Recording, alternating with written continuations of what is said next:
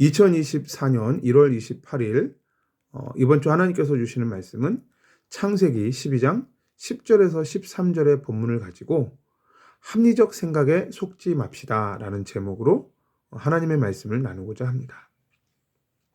우리가 꼭 알아야 될 것, 기억해야 될 것 중에 하나가 뭐냐면 저와 여러분들은 성삼위 하나님의 걸작품이다 라는 사실입니다. 창세기 1장 26절에 보면요, 하나님께서 이렇게 말씀하십니다. 우리가 사람을 만들고, 여기에 보면 우리가 라는 단어가 복수 형태이죠. 즉 내가가 아니고 우리가라고 표현되어 있습니다. 즉 하나님께서 우리를 만드실 때, 저와 여러분들을 만드실 때 성부 하나님, 성자 하나님, 성령 하나님 이렇게 삼위의 하나님께서 함께 이 인간을 만드는 사역을 함께 동역하셨다라는 것입니다. 이처럼 우리는 하나님 보실 때는 성부, 성자, 성령, 삼위 하나님이 함께 역사하셔야 할 만큼 아주 귀중한 사역의 결과물이고요. 그만큼 우리는 하나님의 걸작품이다라는 것이죠. 여러분들이 이 사실을 정말로 믿느냐 아니면 단순히 성경에 기록된 기록으로만 생각하느냐는 여러분들에게 달려있는 것입니다. 믿으시면 반드시 그에 맞는 역사가 일어날 줄 믿습니다. 믿으시기 바랍니다.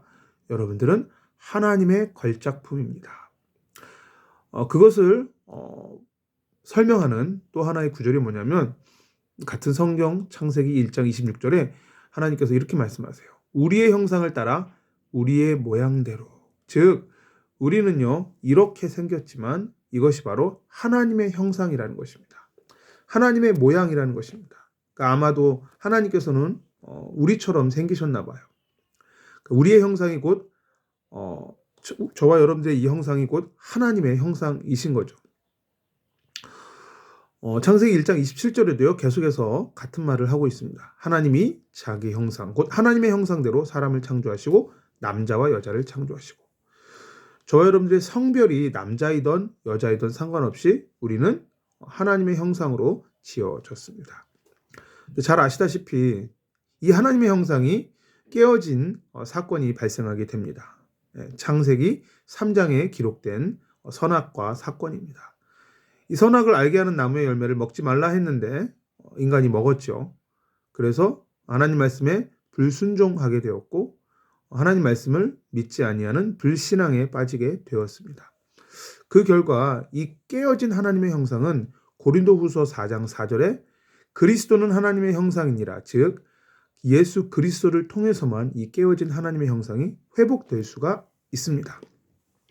저와 여러분들은 예수님을 구세주로 고백하였습니다. 예수님의 십자가 사건이 나를 위한 사건이고 예수님께서 십자가에서 흘리신 그 보혈의 피가 내 죄값을 담당하시기 위한 보혈의 피라는 것을 믿습니다. 그리고 그 예수님은 죽음의 권세를 이기시고 부활하신 하나님이심을 믿습니다. 이 예수 그리스도를 믿기에 저와 여러분들은 그리스도를 통해서 이 과거에 깨어졌던 하나님의 형상이 이제 온전히 회복된 것을 또한 믿습니다. 근데 문제는 뭐냐면 우리가 이 회복된 하나님의 형상을 계속해서 누리기 위해서는 우리는 늘 그리스도 안에 붙어 있어야 된다라는 것이죠. 요한복음 15장에 나오는 말씀처럼, 비유처럼 나는 포도나무요 너희는 가지니, 즉 예수님이 포도나무인데 우리는 그 포도나무이신 예수님께 붙어있는 가지입니다. 그런데 가지인 우리가 포도나무인 예수님을 떠나서는 아무런 열매를 맺을 수가 없는 것입니다. 하나님의 형상이 회복되었다가도 다시 옛 생각으로, 옛 모습으로, 옛 체질로 되돌아가는 그러한 우리의 모습을 또한 확인할 수 있는 것이죠. 오늘 본문에 보시면요, 아브라함이 어디로 내려가냐면 어디로 내려가죠? 이집트로 내려갑니다. 자, 근데 이집트로 내려갈 만한 지극히 합리적인 그러한 배경이 있습니다. 그 배경이 뭐냐면 바로 기근이라는 것입니다. 제가 창세기 12장 10절을 읽어드리겠습니다. 그 땅에 기근이 들었으므로 아브라함이 애굽에 거류하려고 그리로 내려갔으니 이는 그 땅에 기근이 심하였음이라. 자, 기근이 심해요. 기근, 먹고 살 게 없는 거죠. 이 기근이 심합니다. 그러면 먹고 살아야 되니까 이집트 땅으로 내려가는 것 너무나도 합리적인 생각 아닌가요? 네, 맞습니다. 너무나도 지극히 합리적인 생각입니다. 우리는 늘 이 지극히 합리적인 생각에 속는 것이죠. 얼마나 합리적이냐? 이집트에 아주 장기 체류를 하러 간 게 아니에요. 이 10절에 보시면 거류하다라는 단어가 나오죠. 이 거류라는 단어는 거주하고는 조금 개념이 다릅니다. 거주하는 것은 거기서 계속 사는 거고요. 거류는 일시적으로 잠시 체류하는 것을 거류한다라고 표현합니다. 이것을 우리말 성경으로 읽으면 조금 더 뜻이 명확하게 드러납니다. 우리말 성경으로 동일한 본문 창세기 12장 10절을 읽어드릴게요. 그 땅에 흉년이 들었습니다. 기근이 심했기 때문에 아브람은 이집트로 내려가서 얼마간 살았습니다. 자, 얼마간이라는 단어가 나오죠. 네. 그러니까 결국 아브라함은 처음부터 가나안 땅을 완전히 내팽개치고 이집트에 가서 완전히 정착을 하려고 했던 생각이 아니었다는 거죠. 기근이 오니까 잠시 먹고 살 게 없으니까 잠시 얼마간 이집트로 살 계획으로 이집트로 내려갔던 것입니다. 우리는 늘 이렇게 지극히 합리적인 생각에 속습니다. 하나님은 아브라함에게 뭐라고 말씀하셨죠? 가나안 땅에 있으라고 말씀하셨죠. 이 땅을 너의 후손에게 주시겠다 약속하셨어요. 그런데 아브라함은 너무나도 합리적인 생각에 하나님의 말씀을 뒤로 미루어 둔 것이죠. 합리적인 나의 생각이 영원하신 하나님의 말씀보다 우선했던 것이죠. 이것이 문제의 시작인 것입니다. 우리는 여전히 내가 주인인 그러한 인생, 내가 인생의 주인 노릇을 하면서 살아갈 때가 너무나 많습니다. 자, 기근이 심했을 때 10절에 어떻게 해야 맞는 겁니까? 여호와 하나님께 물어봐야죠. 하나님, 지금 기근이라는 문제가 발생했습니다. 그런데 하나님은 나에게 이 땅을 내 후손에게 주시겠다고 약속하시지 않았습니까? 그러면 지금 제가 어떻게 해야 될까요? 하나님, 기근의 문제를 해결해 주세요. 이렇게 기도했어야 되는 겁니다. 그런데 이 성경 본문을 보시면요. 9절, 10절, 11절 계속해서 연속되는 이 흐름 속에서 기도했다라는 표현이 나오지 않아요.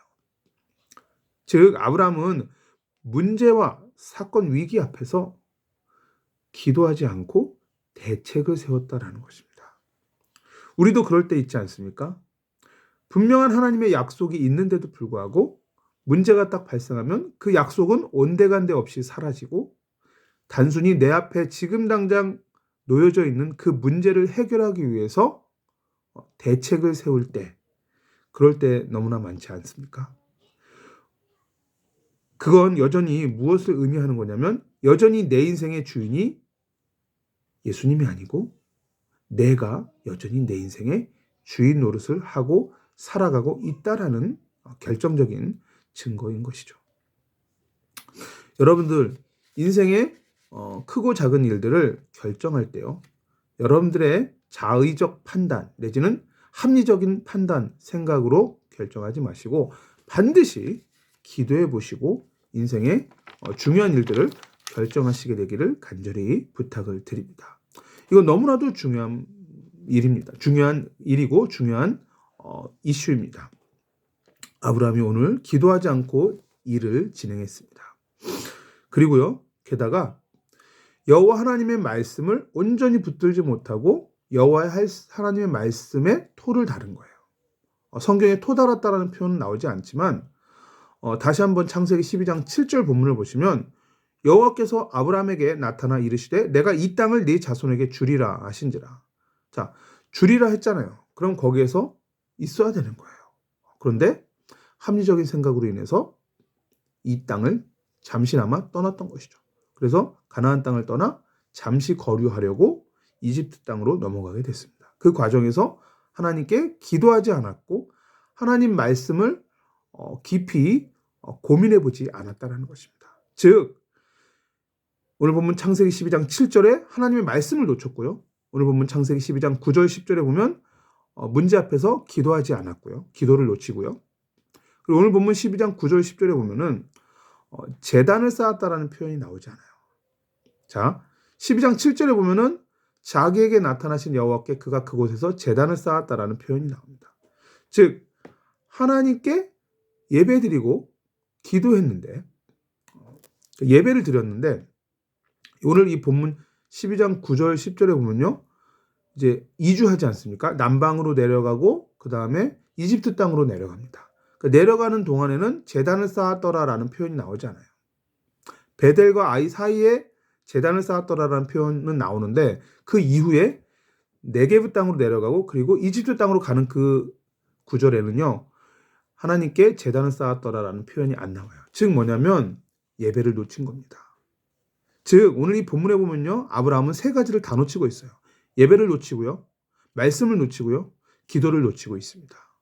그랬더니 뭐가 드러납니까? 원래 하나님이 주셨던 그죠? 하나님의 형상을 잃어버린 그 상태. 그죠? 창세기 3장의 그 죄성이 그대로 드러나는 거죠.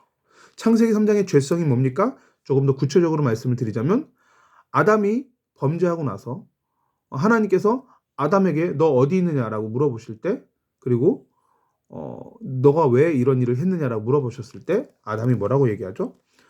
하나님 잘못했습니다. 지금이라도 용서해 주십시오. 제가 죄인입니다. 하나님 말씀 불순종했습니다. 하나님 말씀 불신앙했습니다. 용서해 주세요. 이렇게 고백했나요? 아니에요. 어떻게 했죠? 하나님 당신이 나에게 주신 저 여자가 나로 하여금 이 선악과를 먹게 만들었습니다. 하나님께 대해서 비난하고요. 그 다음에 한때는 뼈 중에 뼈로다 살 중에 살이로다 하고 극찬을 했던 본인의 아내에게 그 비난의 화살을 돌립니다. 이게 바로 창세기 3장의 죄성입니다.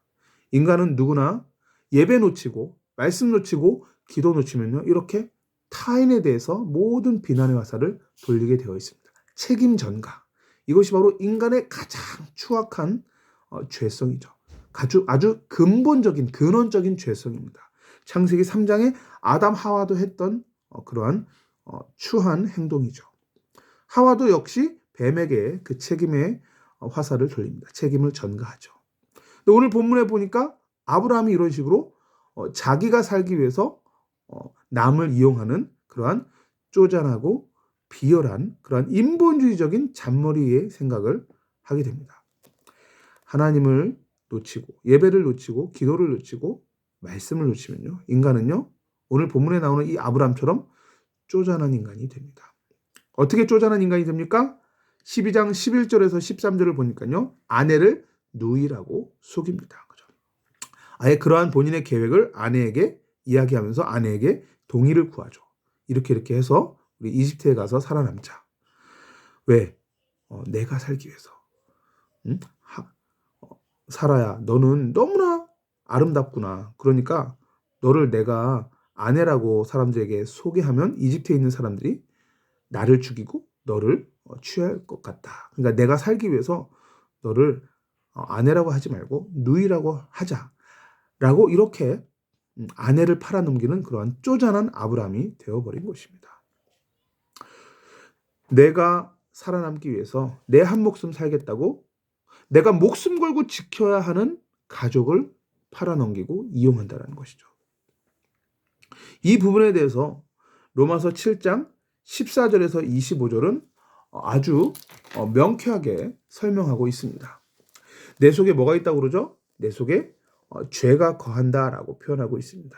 이 내 속에 거하는 죄가 나는 원하지 않는 그러한 행동들을 하게 만든다는 것이죠. 그러므로 나는 오호라 곤고한 자로다. 나는 너무나 영적으로 갈급하다는 겁니다. 내가 선을 행하고자 하는 마음이 있는데도 불구하고 그 선을 행할 능력이 없고요. 나는 계속해서 내 안에서 악한 생각만 나오고 악한 행동만 나타난다는 것입니다. 그래서 내게는 은혜가 필요하다는 것입니다. 그러므로 그리스도 예수 안에 있는 자에게는 결코 정죄함이 없다라고 복음을 선포하면서 동시에 뭐라고 그러죠? 성령을 따라 로마서 8장 3절 4절에 보면요. 연속되는 구절에서 성령을 따라 행하는 자는 능히 이 삶을 벗어날 수 있다는 것입니다. 그러므로 저와 여러분들도 이렇게 오늘 본문에 나오는 아브라함처럼 아내를 팔아넘기는 그러한 비열하고 쪼잔한 행동을 하지 않으려면, 창세기 3장의 죄성이 그대로 드러나지 않으려면, 하나님이 그리스도를 통해서 그리스도의 십자가의 그 사건을 통해서 죽으심과 부활하심을 통해서 피 흘리심을 통해서 우리에게 회복시켜 주신 그 하나님의 형상을 온전히 누리고 유지하려면 우리는 성령을 따라 행하는 삶을 살아야 됩니다. 어떻게요? 말씀을 놓치지 않고요. 기도를 놓치지 않고요. 예배를 놓치지 않고 살아가는 것입니다. 여러분 오뚜기 아시죠? 오뚜기? 대한민국에 있는 유명한 카레 회사 있죠. 오뚜기. 그것은 비표준어입니다.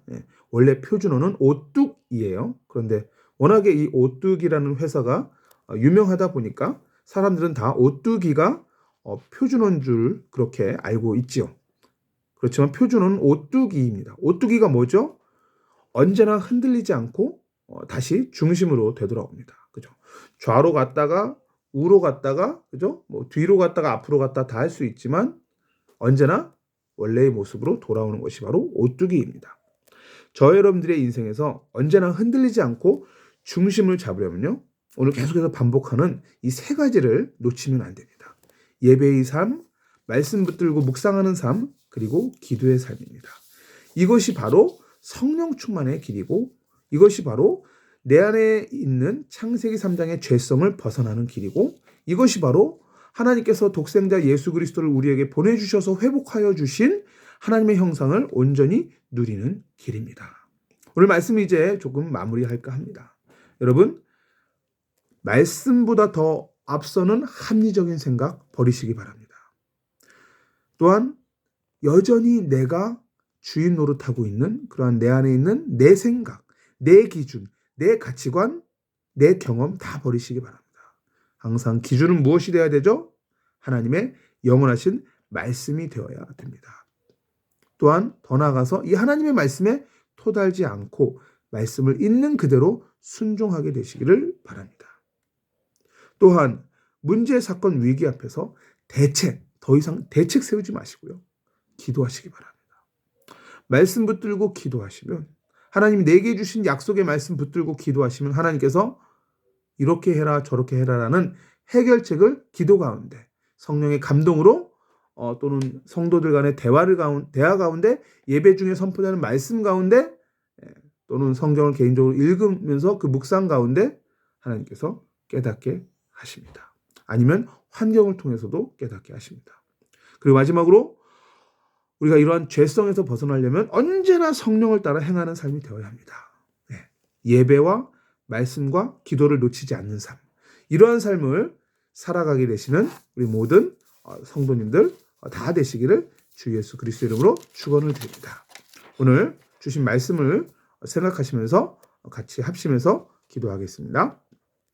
하나님, 오늘 창세기 12장 10절에서 13절의 본문을 가지고 합리적인 생각에 속지 맙시다라는 제목으로 하나님 말씀을 나누었습니다. 주님, 합리적이고 이성적인 그 생각이 하나님의 말씀보다 앞서지 않게 하여 주시옵소서. 하나님의 말씀에 토달지 않고 말씀을 말씀으로 순종하게 하여 주시옵소서. 말씀을 붙들었는데 나에게 다가오는 위기와 사건 앞에서는 우리가 기도하게 하여 주시옵소서. 대책 세우지 않고 기도 먼저 하게 하여 주시옵소서. 주님, 우리가 예배를 놓치고 기도를 놓치고 말씀을 놓치면 창세기 3장의 그 죄성이 우리의 인생을 사로잡아 오게 됩니다. 그래서 비열하고 치사하고 정말로 옹졸한 인간이 될 수밖에 없습니다. 남에게 책임 전가하고 내가 살겠다고 남을 방패막이로 삼는 그러한 비열한 인간이 될 수밖에 없습니다. 우리는 그러한 존재입니다. 주님, 우리를 불쌍히 여겨 주시옵소서. 우리의 인생을 그리스도 예수의 보혈로 덮어 주시옵소서. 늘 예배 가운데 하나님을 만나게 하시고 늘 말씀 가운데 하나님을 만나게 하시고 늘 기도 가운데 여호와 하나님을 만나게 하여 주시옵소서. 주님, 그리하여 우리의 인생이 정말로 이웃을 살리는 인생 되게 하여 주시옵소서. 남을 이용하는 인생이 아니라 남을 살리는 복된 인생 되게 하여 주시옵소서. 우리 주 예수 그리스도의 이름으로 기도하옵나이다. 아멘.